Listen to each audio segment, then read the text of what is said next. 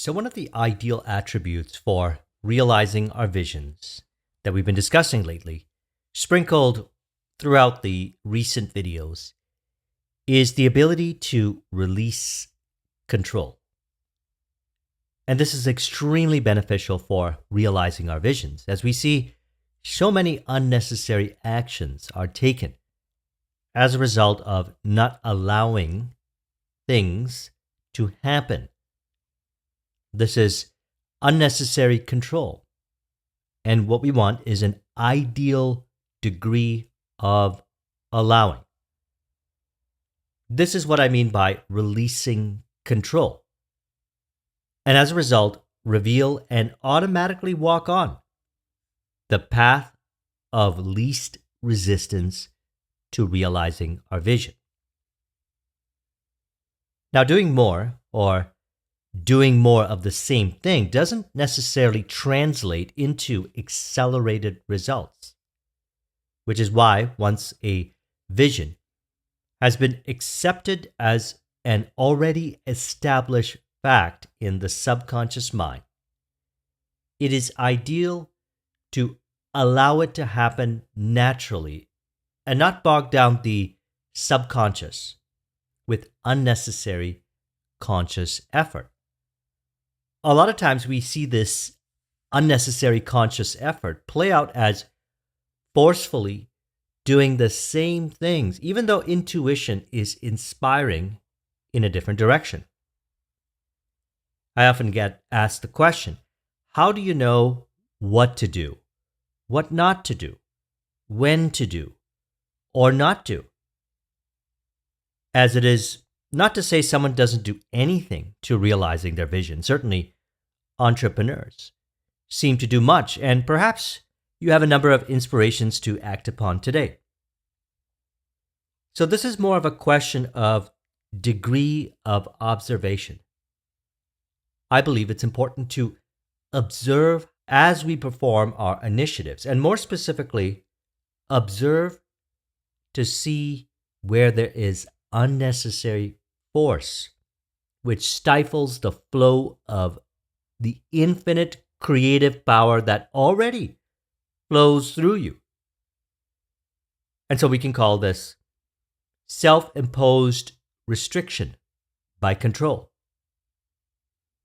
If one becomes aware of this self-imposed control and releases it through mere observation, pure observation, they will know what to do or not do. And to take it a step further, they will observe that all of it happens automatically. You see, the infinite power, which is spirit, animates everything without conscious effort. And by releasing the illusion of control, everything happens naturally and automatically to realize the vision. Now, some might refer to this as having been surrendered over to a higher will or divine will. And what has been helpful for me over the years is emotion. They reveal where I was forcing and controlling to even the slightest degree, as I found that as I would release the force and control of psychologically gripping them, things, aspects, people related to my vision would seem to move, show up a lot easier in harmony and contribution and faster. Remember, emotion is energy in motion. And so we let them be that way. We don't want to try to throttle the flow, force the flow. We want to allow everything to flow. So I really do believe that there's a path of least resistance available at all times between where we are now and realizing our vision. And our ability to remain in it has a lot to do with our ability to observe if we are trying to control, and also releasing that control, revealed in our relationship to emotions. You see, mere observation, without labeling or identifying with emotion, actually releases the control. And you could do this during the day to remain in the path of least resistance. And in a way, we're not trying to release the control of emotion. We simply observe our point, beyond mind and body, and they actually release themselves. As mentioned, emotion is energy in motion. By trying to control them psychologically, we hold on to them, not allowing them to be released, and this is also not healthy for the body. So rather than unnecessarily identifying with what is unrelated to our flow, which are the beliefs that emotions reveal, we see it as an opportunity to release the psychological grip. And from there, everything happens naturally and automatically, and we also remain in our desirable experience track, the path of least resistance. Now, the results of applying this are miraculous. I'm currently not able to explain what happens behind the scenes as this occurs, as control is released. All I know is there's a lot happening behind the scenes. I can feel it, and we see it in faster and more creative results. I may be able to connect the dots looking backwards and explain what has occurred when the ideal result happens. And if I do, I don't intend it to be another way or path for someone to walk on, a template to follow, because we see the ways of the infinite are just that, infinite. And each person has their own vision and knows how to get there. And by knows how to get there, I mean they may know much of the steps, or they may know the next steps, or they may know no steps. As long as they release unnecessary control, they observe the steps happen naturally. Unnecessary resistance is indication of beliefs identified with. By observing without reacting, the mind purification occurs, the identification to the beliefs are released, and the individual experiences the path of least resistance. You see, resistance-based beliefs are not a prerequisite for realizing your visions.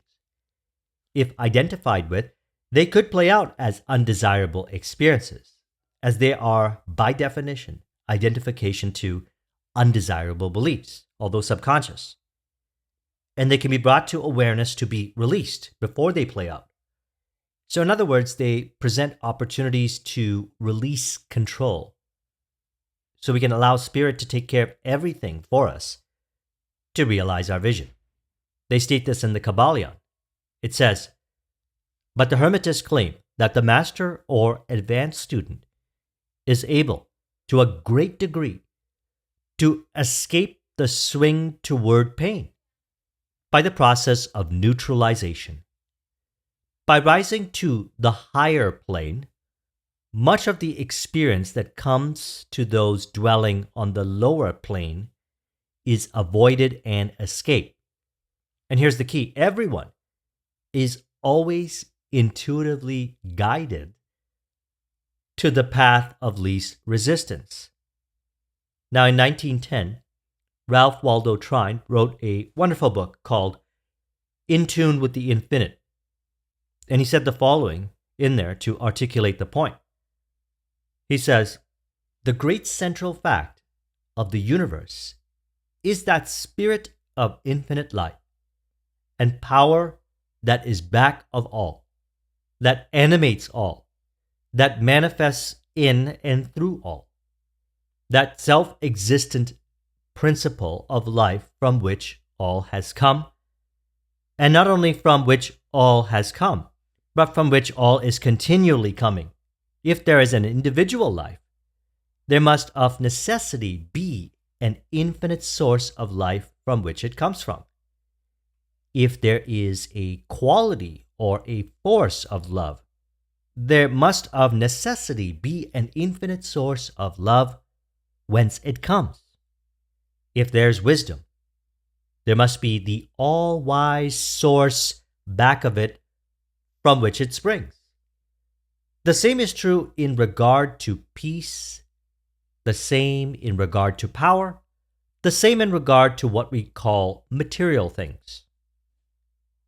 There is, then, the spirit of infinite life, the power back of all, which is the source of all. The infinite power is creating, working, ruling through the agency of great immutable laws and forces that run through all the universe that surrounds us on every side. Every act of our everyday lives is governed by these same great laws and forces. Every flower that blooms by the wayside springs up, grows, blooms, fades, according to certain great immutable laws.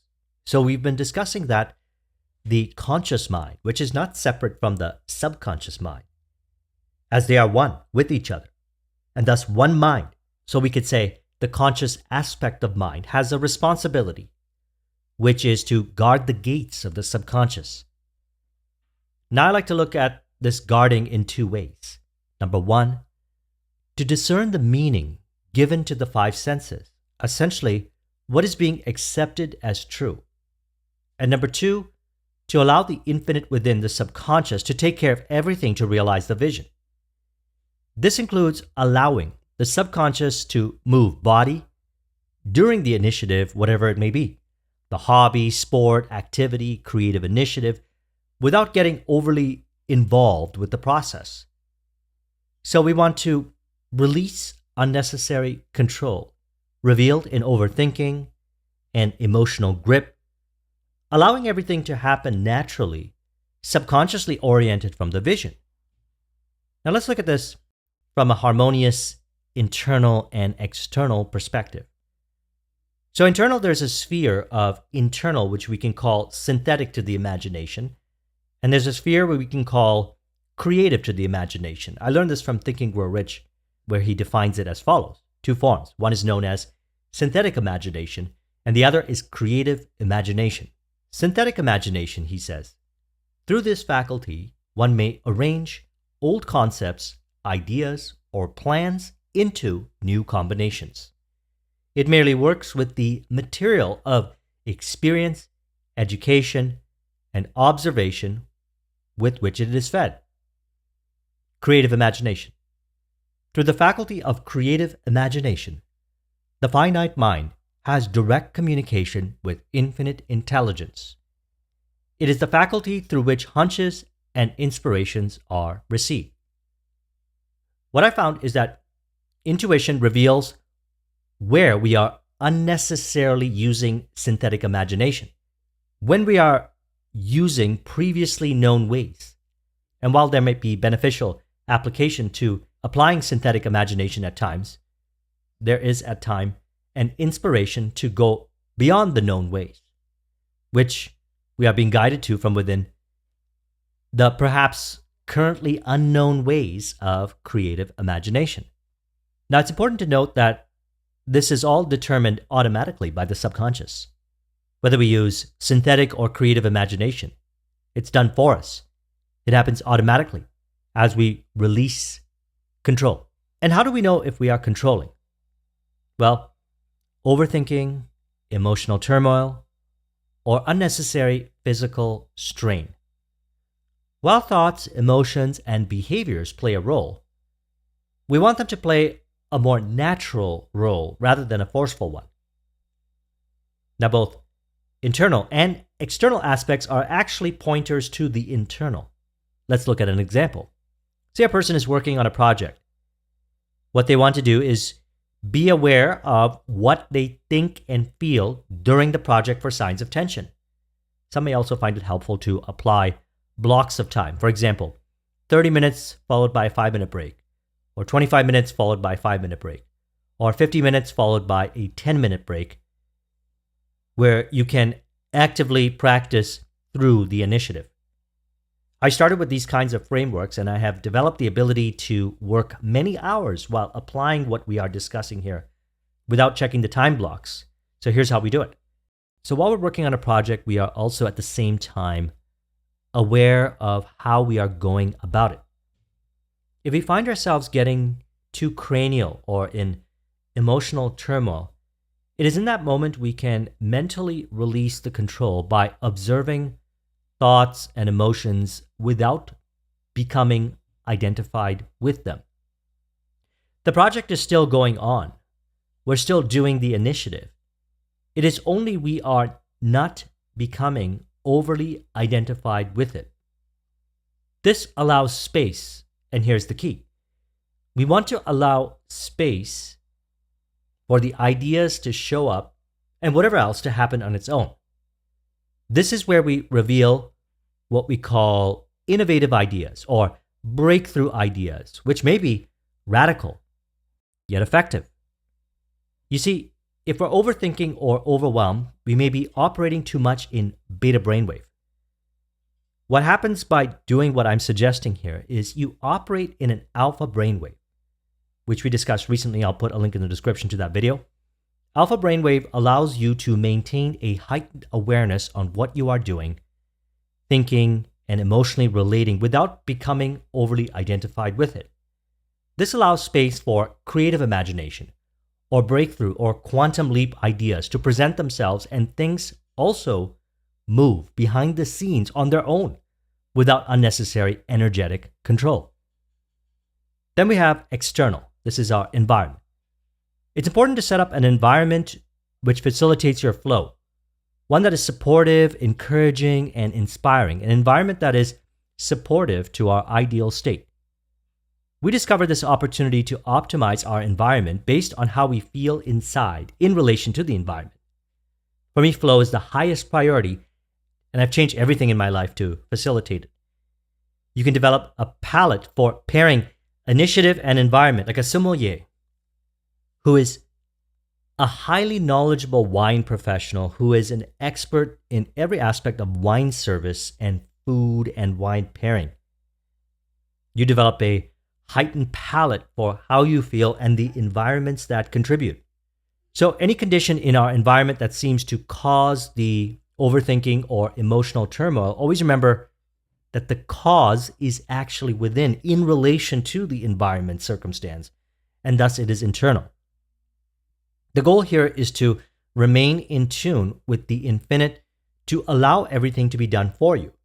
So if anything shows up in your environment that seems to break or restrict your flow, realize the cause is within in relation to that aspect. And what I like to do is, again, as I mentioned in internal, observe without reacting. Allow the emotions and thoughts to flow.